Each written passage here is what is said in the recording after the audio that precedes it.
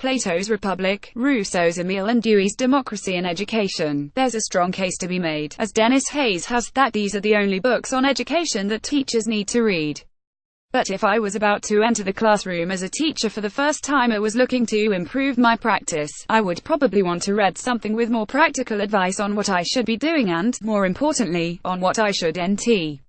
Much of what happens in a classroom is highly variable and hard to define, but over the last 10 years a wealth of books has sought to draw together evidence from other fields and provide a series of best bets on what might have the greatest impact on student learning.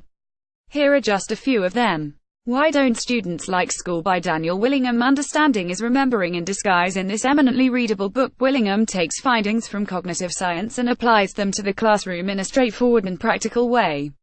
A central claim in this book is that while we are naturally curious, we are not naturally good at thinking and can only truly think about things we know.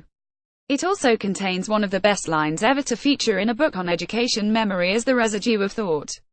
The Hidden Lives of Learners by Graham Nuthall. Learning requires motivation, but motivation does not necessarily lead to learning. For Nuthall, three worlds exist in the classroom. First, the public world that is largely managed by the teacher and features easily visible lesson activities and routines. Second, there is the semi-private world of ongoing peer relationships in which students foster and maintain social roles in the classroom. Last, there is the private world of the student's own mind where learning actually takes.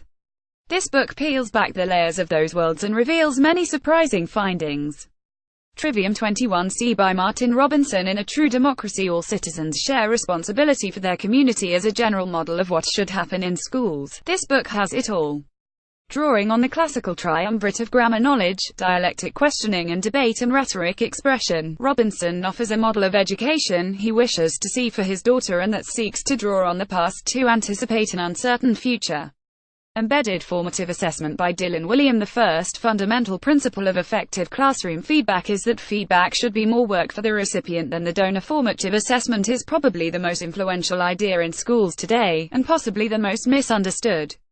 In this book, the architect of formative assessment sets out the core principles of effective assessment but crucially applies them to the classroom with highly practical examples based on years of research in the field.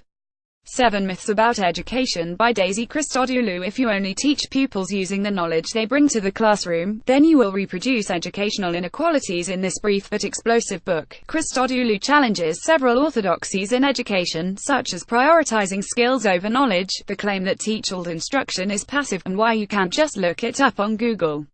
Whether or not you agree with everything in this book, every teacher should at least be acquainted with its arguments. Visible Learning and the Science of How We Learn by John Hattie and Gregory Yates. Knowing what to do matters more than knowing what your level is. First published in 2009, Hattie's original book of alchemy, Visible Learning, attempted to illuminate the dark arts of pedagogy through the meta-analysis of hundreds of studies. In this book, Hattie teams up with cognitive psychologist Gregory Yates to provide another highly practical overview of how lessons from cognitive science can be useful in a range of different contexts. An indispensable reference guide for busy teachers. Bringing Words to Life by Isabel L. Beck, Margaret G. McEwen and Linda Kukin. It is not the case that one either knows or does not know a word, simply the best book on teaching vocabulary. The authors offer a 3TA model. Tier 1 words are those that rarely require instruction, such as dog or runs. Tier 2 consists of words that have high utility for mature language users, such as contradict or proceed, and Tier 3 words are domain-specific, such as pantheon or epidermis. Tier 2 words are of vital importance to children's development, and this book provides sage advice on how to expand that vital range, along with a range of different approaches to broaden children's vocabulary. Make It Stick by Peter C. Brown, Henry L. Roediger and Mark A. McDaniel. Learning is deeper and more durable when it's effortful. Learning that's easy is like writing in sand, here today and gone tomorrow. One of the more concrete findings from cognitive science is that many of the things that engender effective learning are highly counterintuitive.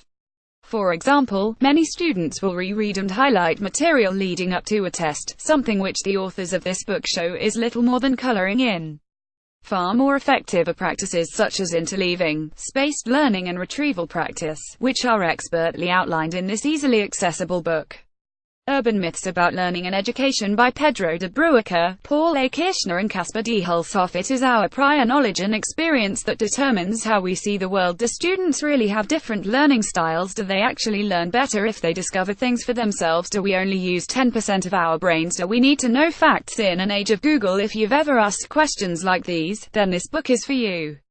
The authors draw on a huge body of evidence to address many common classroom myths that we could all do without. Why Knowledge Matters by Ed Hirsch. Thinking skills cannot readily be separated from one subject matter and applied to other subject matters. This important book argues that while students have been taught how to read, they have not been taught what to read, and that cultural literacy matters far more than vague notions of 21st century skills. In short, what's needed is a more serious look at the curriculum and a greater focus on what we are teaching instead of how we teach it.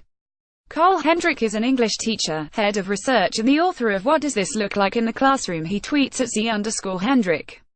Follow us on Twitter via @GuardianTeach, like us on Facebook, and join the Guardian Teacher Network. The latest articles direct to your inbox. Looking for a teaching job, or perhaps you need to recruit school staff? Take a look at Guardian Jobs, the education specialist.